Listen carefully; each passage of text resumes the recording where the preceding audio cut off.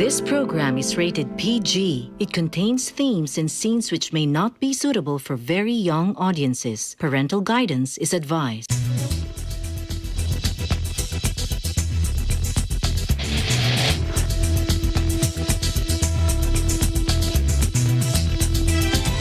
We're working to connect a region of over 600 cultural bridges between our lands.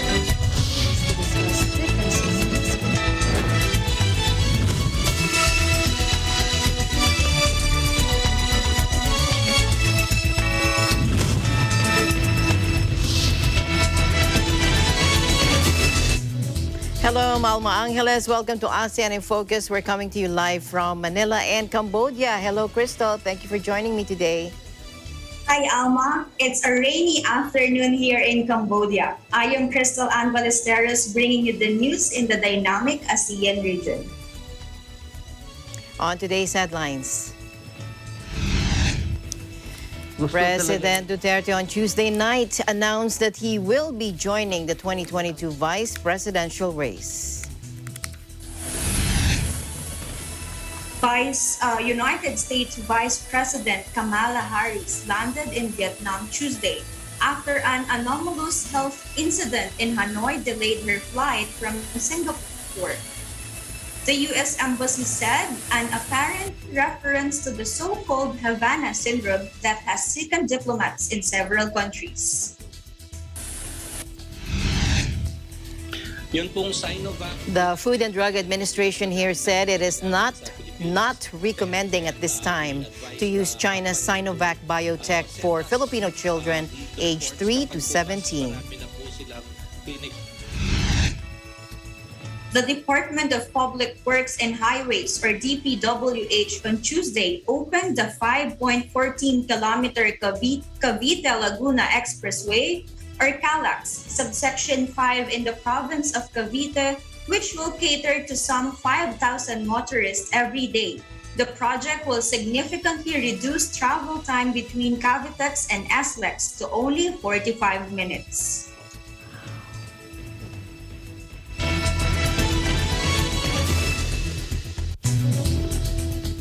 First, here in the country, President Duterte has accepted his nomination as the vice presidential candidate of his ruling party, the Partido Democratico Filipino Lakas ng Bayan, or PDP Laban, in the 2022 national elections. President Duterte's decision to seek the vice presidency next year was announced by PDP Laban Executive Vice President and Cabinet Secretary Carlo Nograles in an exclusive interview with the Eagle News Service. Let's listen in. Kahapon po, dahil sa patuloy naming panawagan ng PDP Laban kay Pangulong Duterte na tanggapin niya ang aming pagsulong at pagtutulak sa kanya na tumakbo bilang Vice President, finally, kahapon po, ay pinarating niya sa amin sa PDP Laban National Execom ang kanyang pagtanggap ng aming endorsement na siya po ay tumakbo bilang Vice President ng bansa ngayong 2022 national elections. Kahapon po, sa aming meeting sa kanya, napakaliwanag po na siya po ay nakapagdesisyon na ng pinal tungkol po dyan sa aming pag-urge at pag-endorse po sa kanya. Kanya nga po, kinagagalak po namin i-announce ng PDP Laban na buong loob na tinanggap na ni Pangulong Duterte ang aming pag-endorse sa kanya. Meantime, in this exclusive interview with Laila Tumanan yesterday, Mr. Nograles also named at least 4 cabinet secretaries and a House official who are included in the PDP Laban's initial senatorial slate for 2022 national elections. Nograles named Chief Presidential Legal Counsel Salvador Panelo, Transportation Secretary Arthur Tugade, Public Works Secretary Mark Villar, Information and Communications Technology Secretary Gregorio Honasan II, and House Deputy Speaker Rodante Marcoleta as among the PDP Laban senatorial candidates next year. The PDP Laban will hold its national convention on September 8 at at San Jose del Monte Convention Center in Bulacan.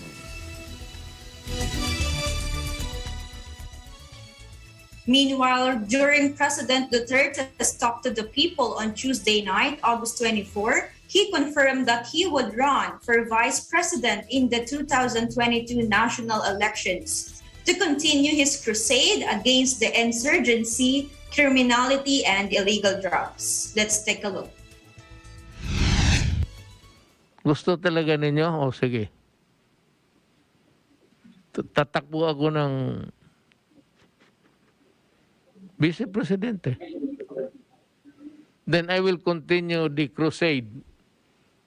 I'm worried about the drugs, insurgency. Well, number one is insurgency, then criminality, drugs. I may not have the power to give the direction or guidance, but I can always express my views in public for whatever it may be worth in the coming days. Nasa Filipino na yan. Earlier Tuesday, Cabinet Secretary Carlo Nograles confirmed that Duterte has accepted his nomination as the vice presidential candidate of his ruling party, the Partido Democratico Filipino Lakas ng Bayan or PDP Laban. Duterte's acceptance, Nograles said, was meant to ensure that the country's vaccination program will be sustained in the critical stage of the pandemic, where targets are steadily achieved. The PDP Laban National Executive Council, led by the party President Energy Secretary Alfonso Cusi, has issued a resolution endorsing Senator Christopher Lawrence Go and Duterte as the party's candidates for the 2022 presidential and vice presidential derbies, respectively. The Go-Duterte tandem, according to the PDP Laban's resolution, will further strengthen the gains of the current administration toward the achievement of improved quality of life for every Filipino. Go said he would only join the presidency once Duterte agrees to be his running mate in the 2022 national elections. In other news, China on Tuesday held up America's chaotic withdrawal from Afghanistan as an example of Washington's selfish foreign policy. And China was hitting back at Vice President Kamala Harris's accusations of intimidation in Asian waters yesterday in Singapore. Now, during this trip to Singapore, Vice President Harris took aim at Beijing for making claims to the vast majority of the South China Sea as she sought to reassure regional allies of America's commitment to Asia and binding international rules. Now, China's Foreign Ministry spokesman Wang Wenbin snapped back, accusing the U.S. of hiding behind rhetoric of a rules-based global order to defend its own bullying, hegemonic behavior. Take a look. Our vision includes freedom of navigation, which is vital to us all. The livelihood of millions of people depend on the billions of dollars in trade that flow through these sea lanes each day. And yet, in the South China Sea, we know that Beijing continues to coerce, to intimidate, and to make claims to the vast majority of the South China Sea. These unlawful claims have been rejected by the 2016 Arbitral Tribunal decision. And Beijing's actions continue to undermine the rules-based order and threaten the sovereignty of nations. The United States stands with our allies and partners in the face of these threats. 当前阿富汗发生的事情，清楚地告诉人们，什么是美国所讲的规则，什么是美国所谓的秩序。美国可以肆意对一个主权国家进行军事干涉，而不必为这个国家的人民所遭受的苦难负责。美方总试图拿规则、秩序为自己的自私自利和霸凌霸道行径辩护，但是现在又有几个人会相信呢？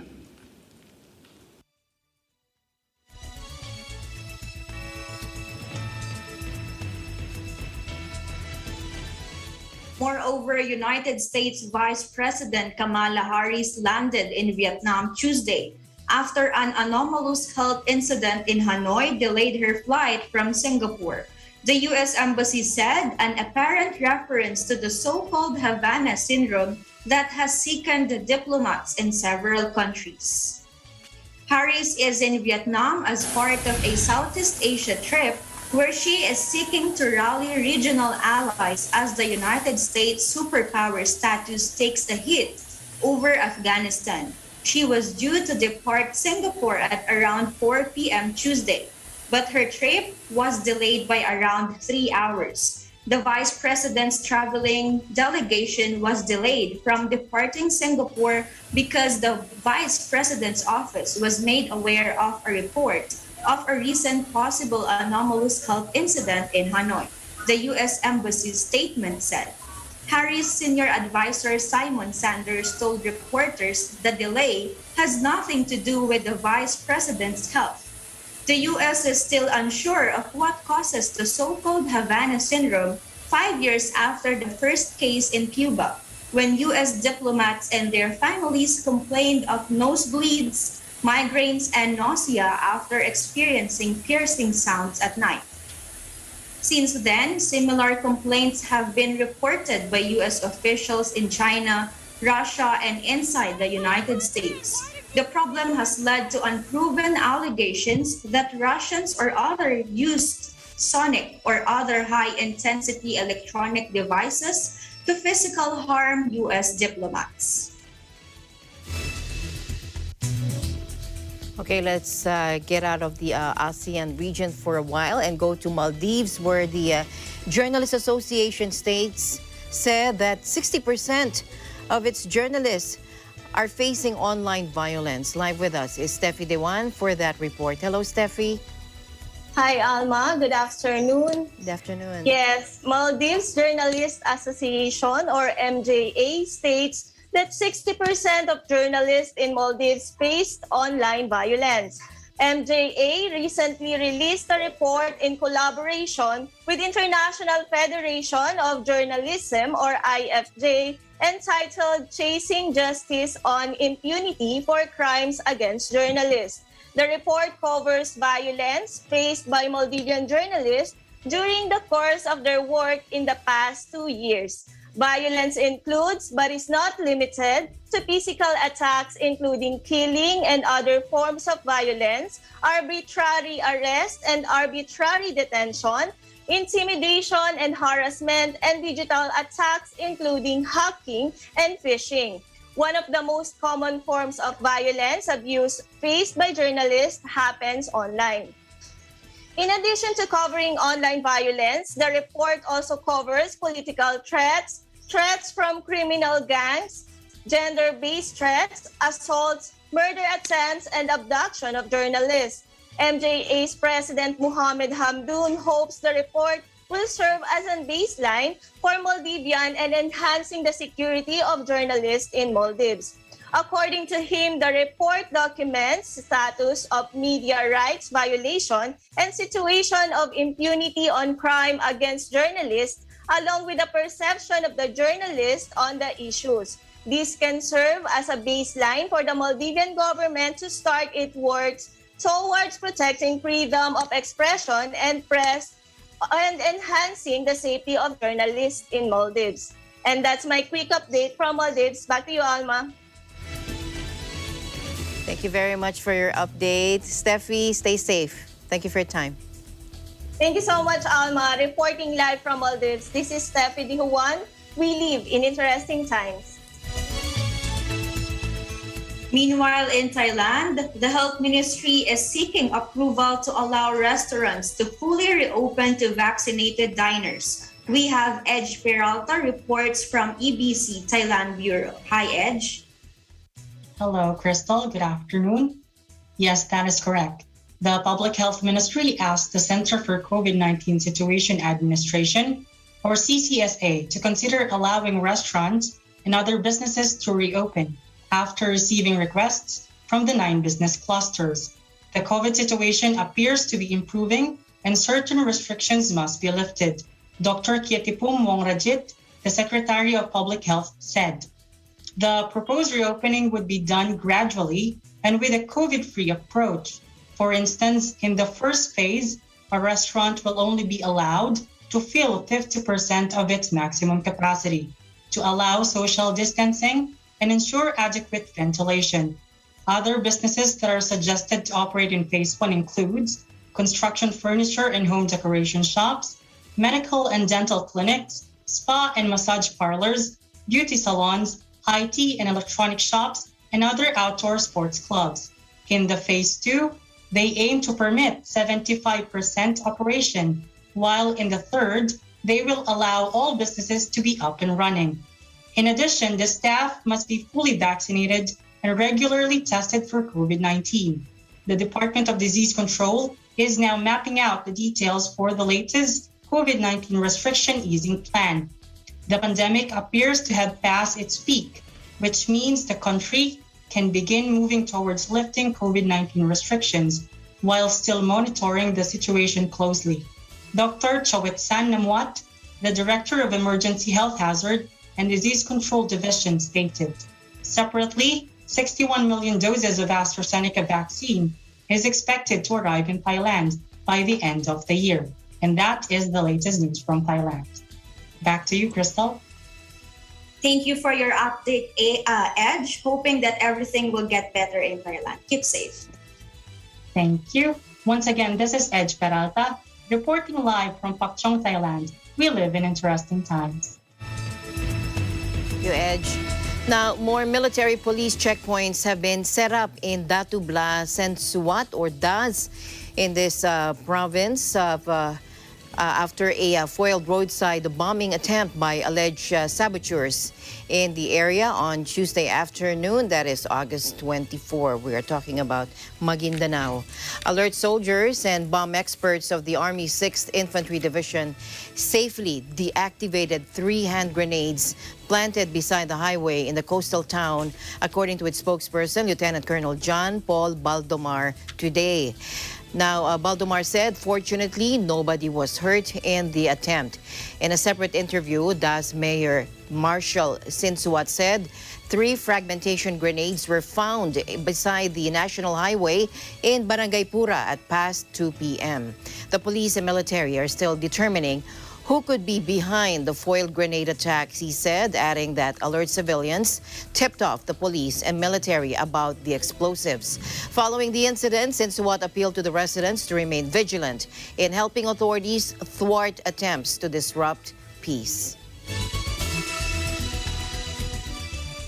Afghan refugees in Indonesia expressed concerns about the safety of their family members after the Taliban takeover of the country. They demand to be reunited with their relatives from Afghanistan after living in limbo at a shelter in Indonesia for years without certainty. Take a look.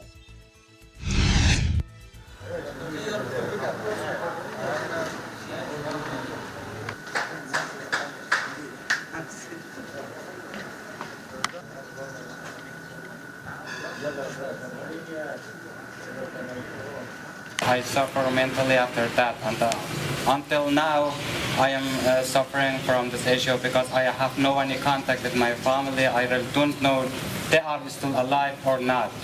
It's the hard situation that I am here now, but unfortunately there is no one can hear our voice, unfortunately, from the Indonesia. We are talking about human beings that their life is in danger in Afghanistan. What we suffer nowadays is our families. All of the people that are here, they have family members back in Afghanistan, and we are worrying about them.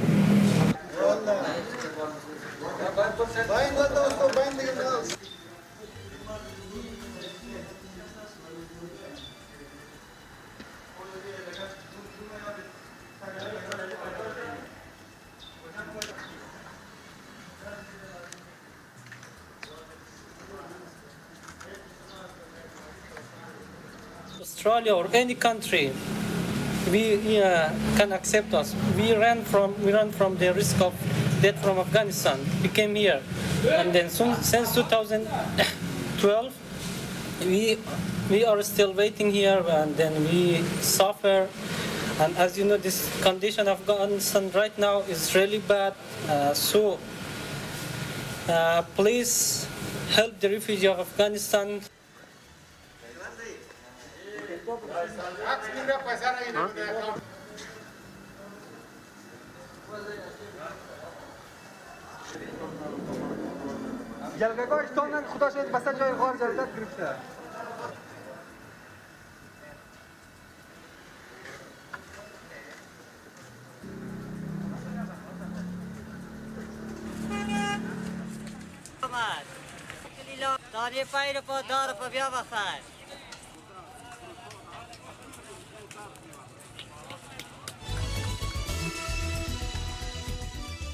Staying in Indonesia, police there dispersed a protest by hundreds of Afghan refugees in Jakarta.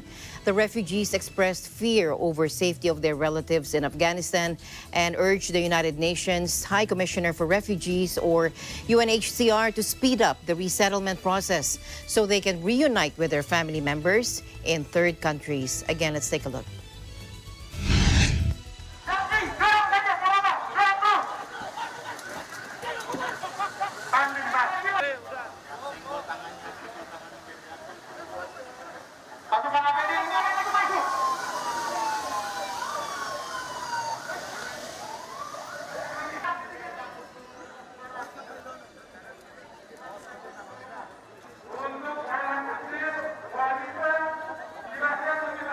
My family is not safe. I'm sure they are not safe because I'm Shia Muslim. So Shia Muslim is nowadays Shia Muslim targeted by the Taliban. The Taliban is the same Taliban as 20 years ago. It's the same Taliban because the action is the same.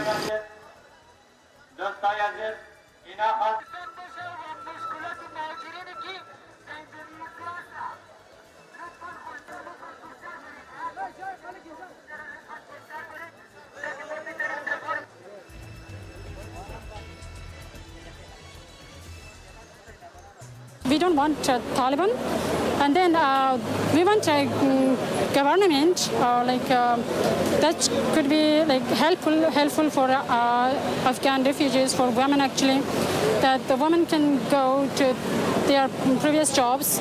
They could be as before as they could. So it is our hope for Afghanistan.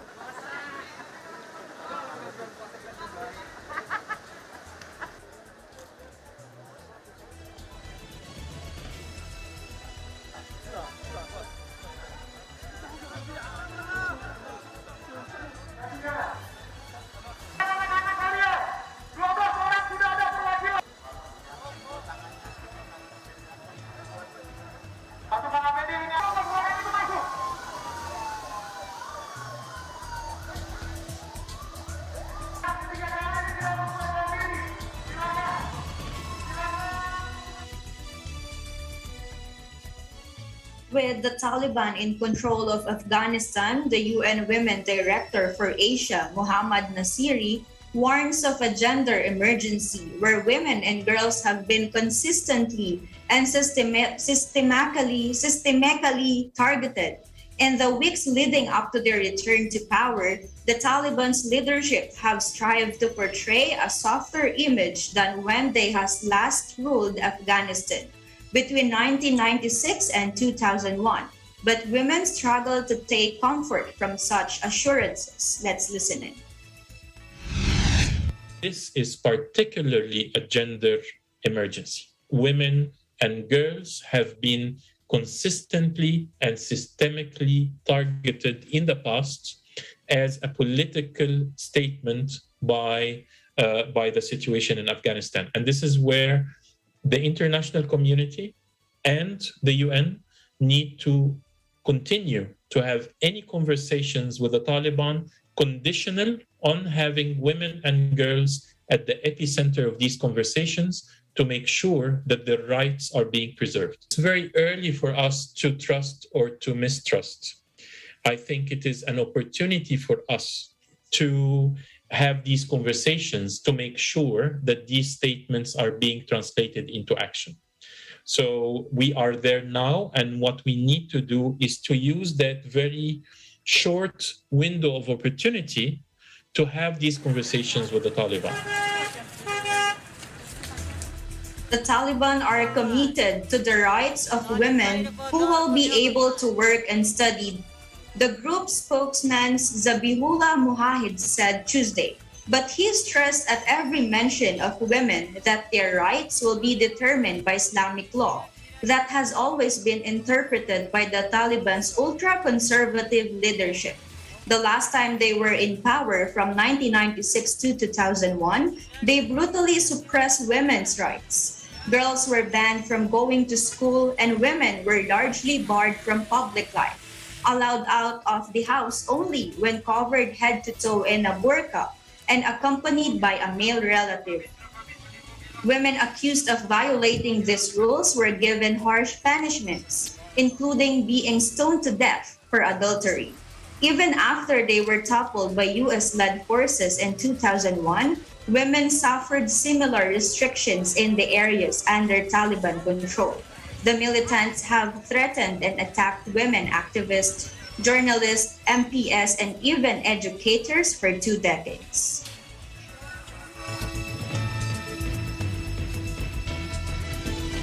And the news continues here on ASEAN in Focus. Crystal and I will be back right after this break.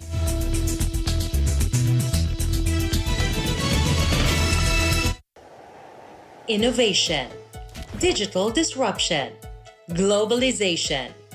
Startups, micro, small, and medium enterprises, as well as large corporations, all face interesting challenges in the market today.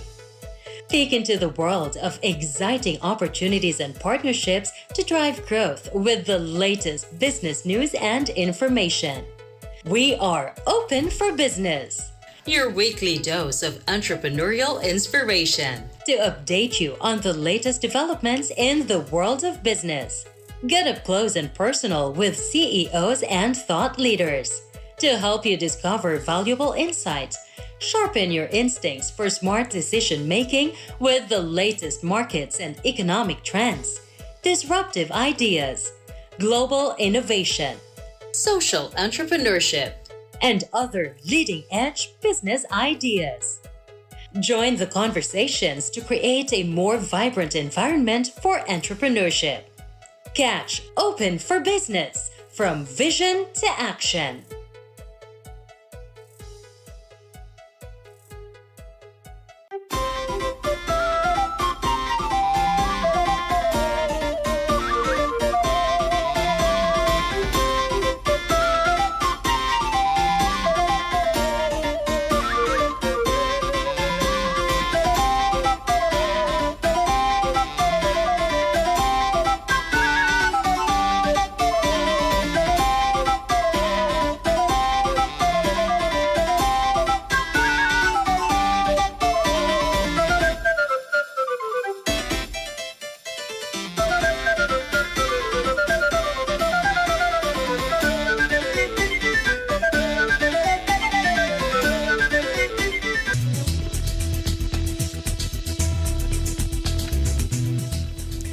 Welcome back. Vietnam enlisted its military to help curb the spread of the coronavirus in Ho Chi Minh City, the country's largest city and commercial hub.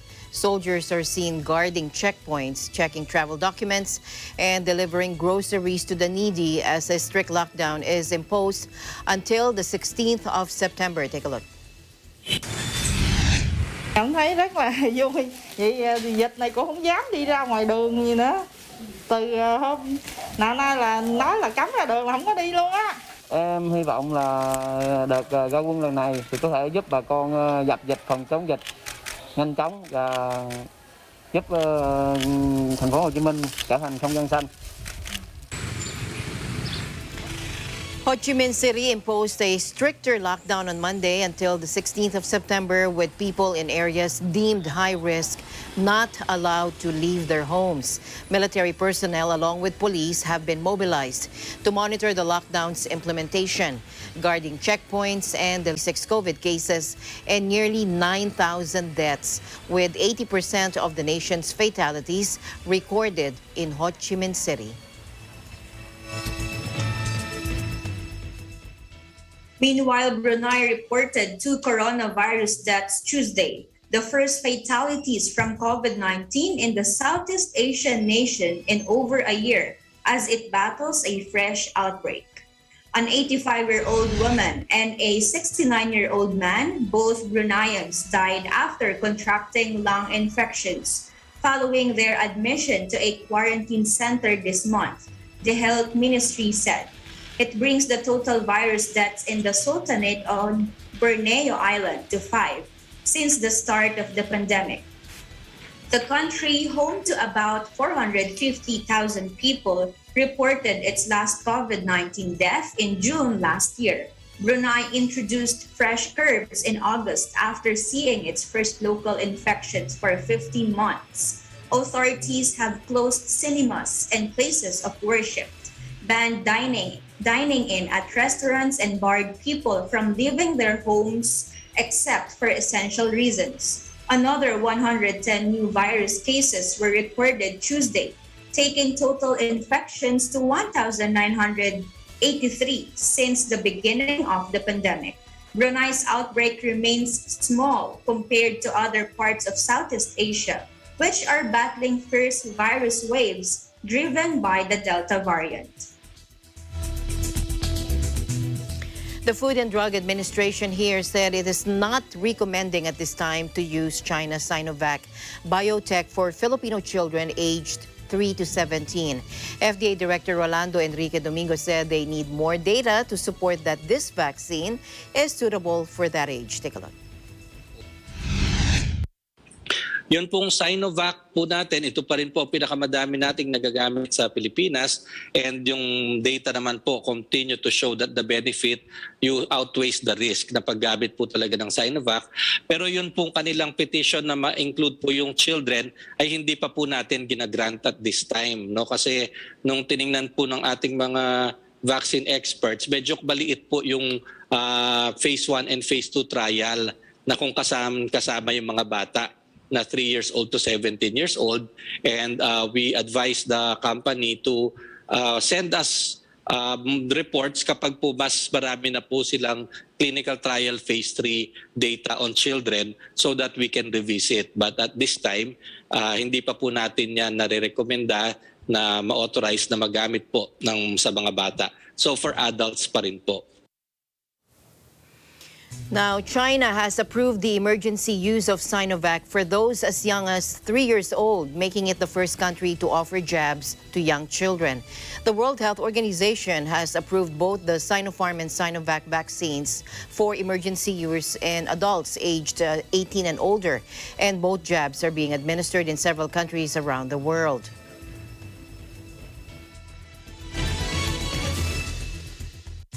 Meanwhile, the government can sustain its vaccination strategies in critical surge areas and other high-risk provinces until population protection is achieved by December.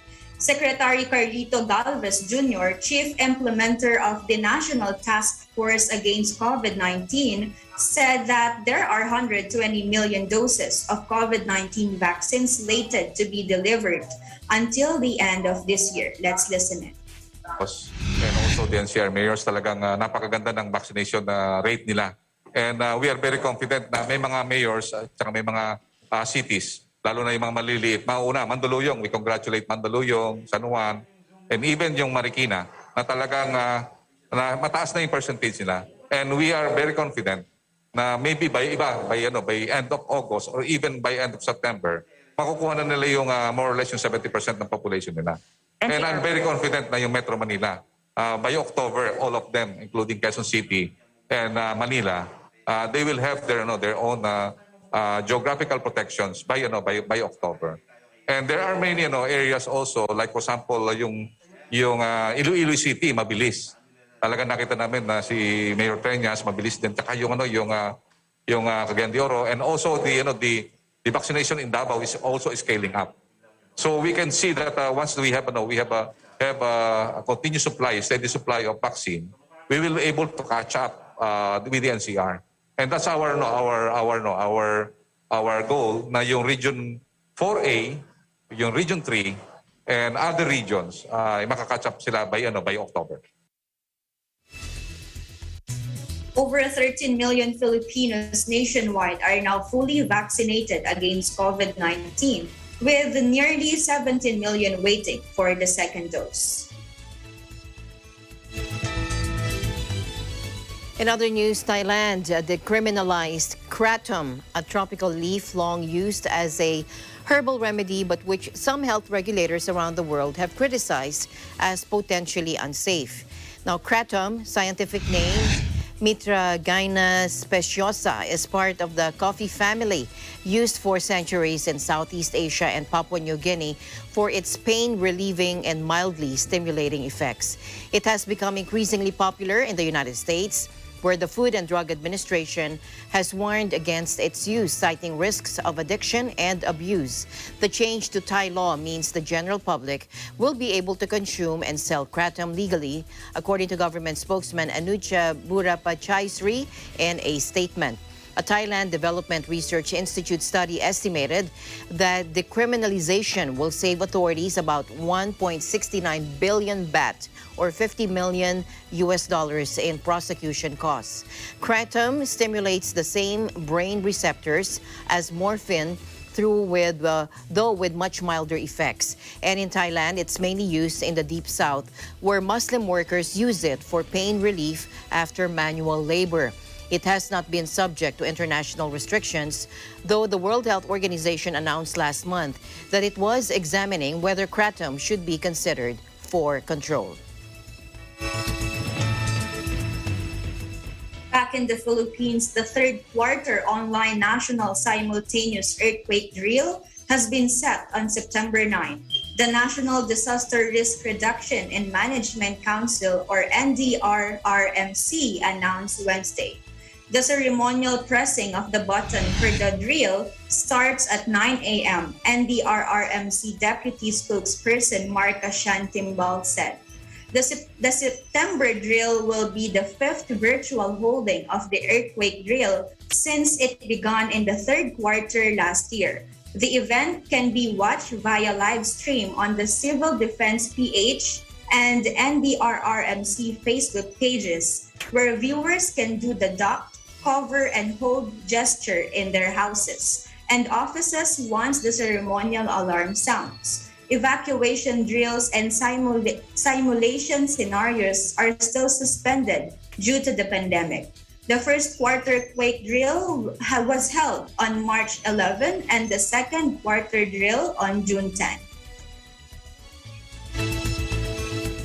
Now, due to the rising COVID patients, the Philippine General Hospital, the country's COVID referral hospital, announced it will temporarily not accept new patients in its emergency room. Take a look. In an advisory, the PGH also stressed that suspending the admissions in the ER will also help prevent putting other patients and hospital staff at risk of infection. We already exceeded by over 100 the allotted 230 COVID patients that were admitted at PGH, and most of them are in need of intensive care, high-flow oxygen, and ventilators, according to a PGH advisory stated in Filipino. Because of this, we will temporarily suspend admission of patients in our emergency room, it added. The PGH also issued an apology to the public. In a television interview, PGH spokesperson Dr. Jonas Del Rosario said that they are catering to some 300 COVID patients at the moment. He also said that this is PGH's highest number so far.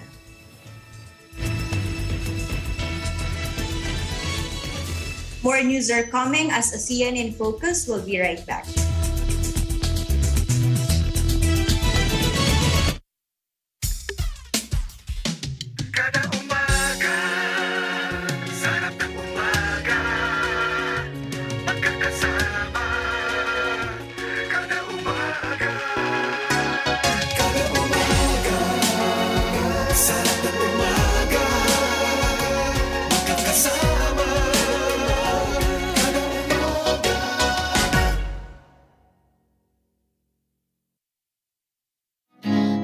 didn't have to cut me off. Make out like it never happened and that we were nothing. I don't even need your love, but you treat me like a stranger and I feel so rough. Though you didn't have to stoop so low. Have your friends collect your records and then change your number.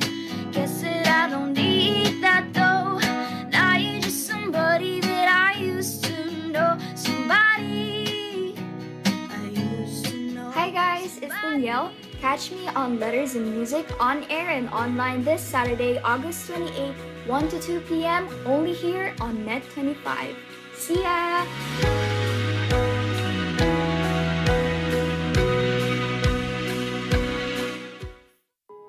Hello there.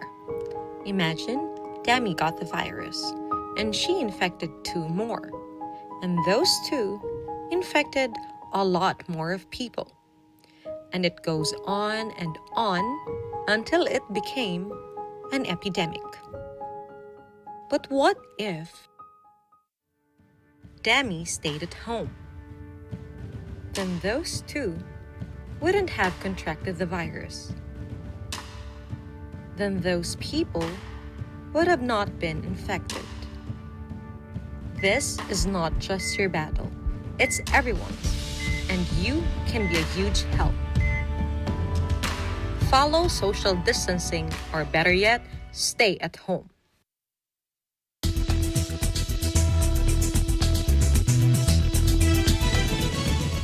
Welcome back to the program. The scheduled 20-day Malampaya natural gas field shutdown in October will not affect the power supply needed for COVID-19 vaccine storage facilities, Malacanang said on Monday. Presidential spokesperson Harry Roque assured that the Department of Energy, or DOE, will ensure uninterrupted power supply amid the country's ongoing COVID-19 vaccination drive. Let's listen in. Only restate yung assurance po na sinabi ni Yusek Wimpy Fuentebella na handa po tayo sa 20-day closure ng Malampaya. No? Ang maganda naman pong balita ay we are having this closure of Malampaya in the month of August. Hindi na po talaga masyado peak ang demand for electricity dahil ang peak for electricity po talaga yung tag-init, no? Na gumagamit talaga tayo ng mga air conditioning at mga ventilador. So inasahan po natin na hindi naman po maapektuhan ang ating supply ng kuryente at dahil dito hindi rin maapektuhan ang ating mga bakunahan. He explained that likely there will be a decrease in electricity demand as the country approaches the bear months, or months of the year ending in the bear syllable. Roque said preparations are being done to ensure the continuity of the flow of electricity and prevent possible brownouts. The Malampaya gas field is scheduled to go offline from October 2 to October 22. Malampaya is the country's lone significant source of oil and gas supply, which provides 30% of the power requirement of Luzon, or 20% of the country's total electricity requirement. The head of the U.S. Indo-Pacific Command has affirmed the U.S. commitment to the 7-decades-old Mutual Defense Treaty, which the Philippines and U.S. signed in 1951. In his second visit to the Philippines Monday, U.S. Indo-Pacific Command head Admiral John Aquilino met with senior government and military officials to commemorate the treaty's 70th anniversary this month. He said both of our nations have made it clear that we are committed to the alliance and that we remain prepared to fight alongside and defend each other using all of our capabilities to preserve the region's peace and stability. The treaty, signed by the two nations on August 30, 1951, called for both countries to support each other in case of armed attacks on each other's territories, armed forces, public vessels, and aircraft from a third party country.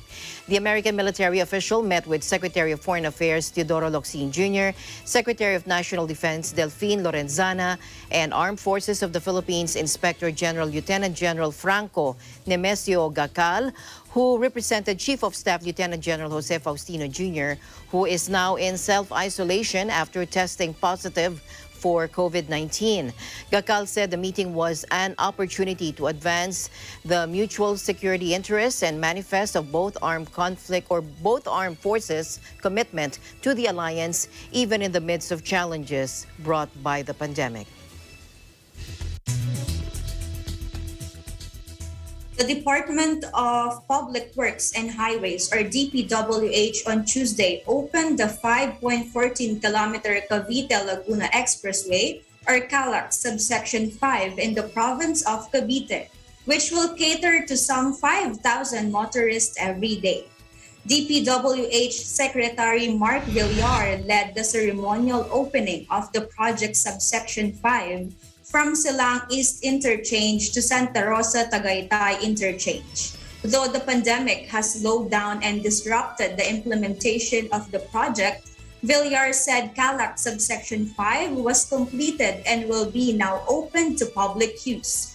Villar said the ongoing construction of other subsections are also being fast-tracked by concessionaire MPCA-LA Holdings to be able to fully open the entire 45 kilometers CALACs connecting Cavitex in Kawit and South Luzon Expressway Mampalasan Interchange in Binyan, Laguna.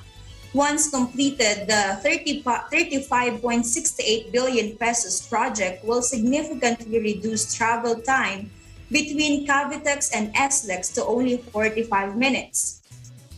Executive Secretary Salvador Midyelda, Senator Bongo, Transportation Secretary Arthur Tugade, and Metro Pacific Tollways Corporation President and CEO Rodrigo Franco attended the opening of the project that is part of the government's Build, Build, Build program. Vietnam's GDP is expected to expand by about 4.8% in 2021, according to World Bank's latest edition of Taking Stock, the biannual update on Vietnam's economic performance, released on August 24 yesterday. Now, this forecast, 2 percentage points lower than the projection made by the World Bank Group in December of 2020, accounts for the negative impacts of the ongoing COVID-19 wave on economic activity. The mobility measures adopted by the government to contain the pandemic have hit the economy domestically, according to the World Bank. Whether Vietnam's economy will rebound in the second half of 2021 will depend on the control of the current COVID-19 outbreak, the effective vaccine rollout, and the efficiency of the fiscal measures to support affected business and households and to stimulate the recovery, according to Rahul Kichlu, World Bank Acting Country Director for Vietnam. While downside risks have heightened, economic fundamentals remain solid in Vietnam, and the economy could converge toward the pre-pandemic GDP growth rate of 6.5 to 7% from 2022 onward, he added.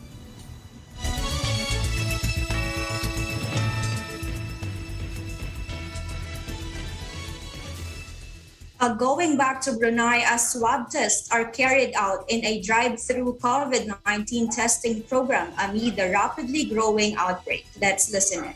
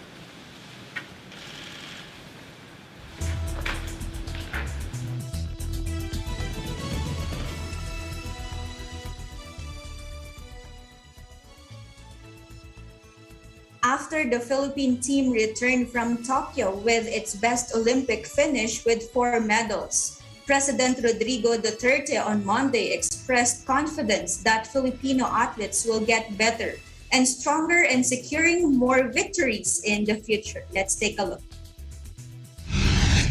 Congratulate you once again for bringing pride and honor to the country and for uplifting the spirit of Filipinos amidst the COVID-19 pandemic.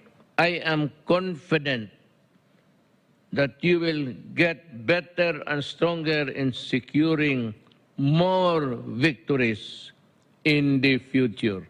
Allow me to thank the Philippine Olympic Committee and the Philippine Sports Commission for their unwavering support and strong efforts in securing that our athletes are ready to compete at the Tokyo 2020 Olympics.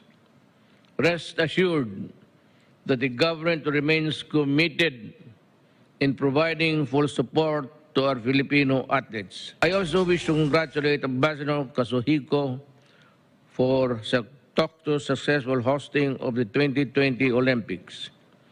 May the upcoming 2020 Paralympic Games in Tokyo also become a resounding success.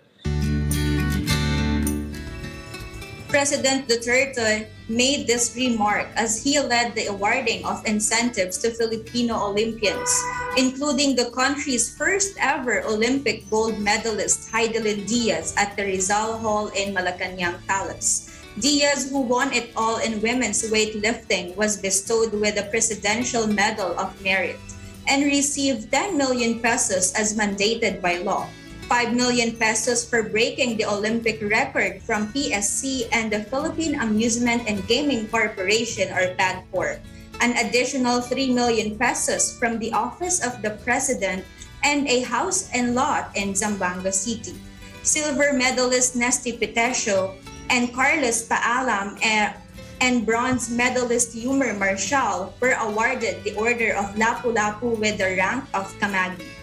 Pitesio and Paalam each got 5 million pesos as mandated by law and an additional 2 million pesos from Dutertes' office, while Marshall received 2 million pesos as mandated by law and an additional 1 million pesos from OP. Olympian Mansueto Onyok Velasco also received 500,000 pesos after admitting that he failed to receive all incentives pledged to him when he won a silver medal during the Atlanta Olympics. In 1996, other Olympians who did not win medals also received presidential citations and cash rewards worth 200,000 pesos each from the Office of the President.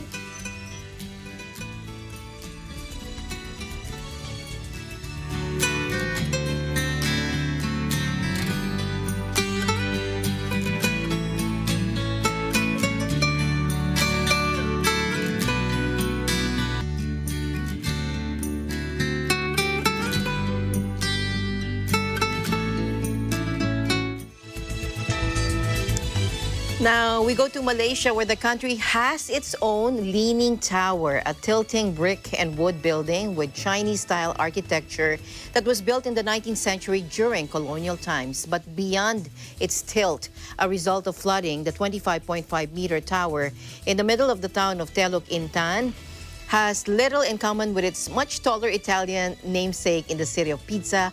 Take a look.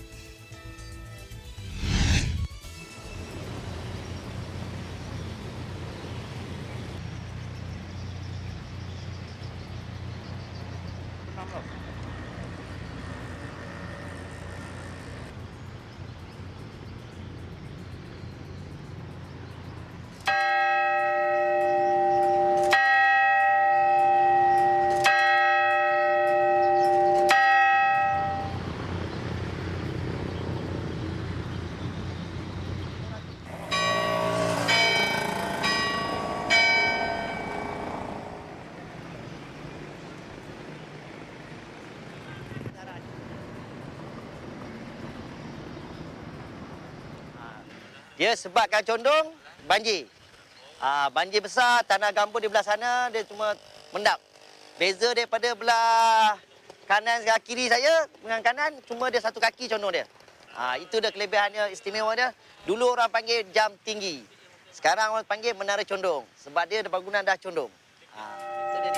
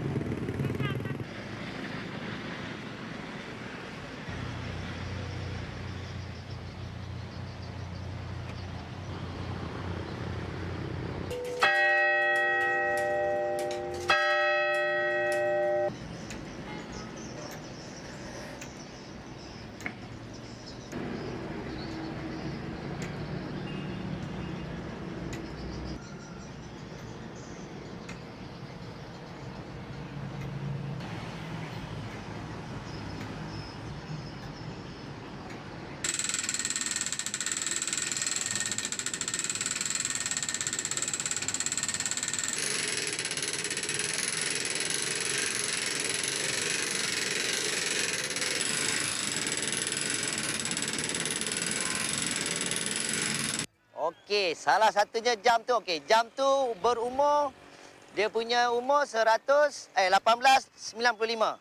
Jam dipasang di Menara Condong. Sampai sekarang dah jadi 135 tahun.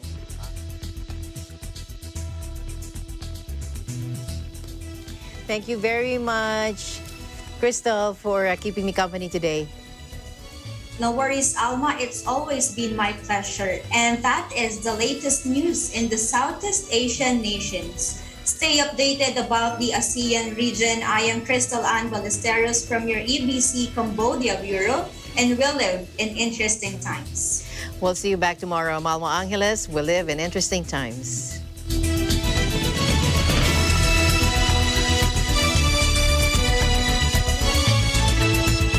Hindi ka na mauhuli sa latest at what's